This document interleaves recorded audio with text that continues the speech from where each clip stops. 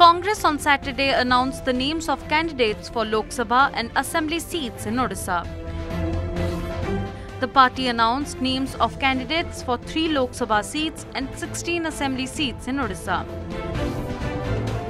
Shipra Malik, who recently joined the party, expressed her happiness after being nominated from Kendrapada Assembly seat.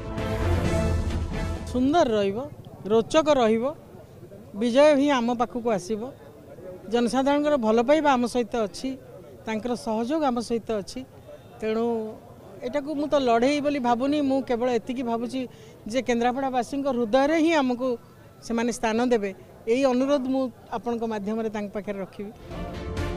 Meanwhile, the exclusion of certain Congress leaders from the list irked the Youth Congress members who laid siege to Congress Bhavan and locked it up.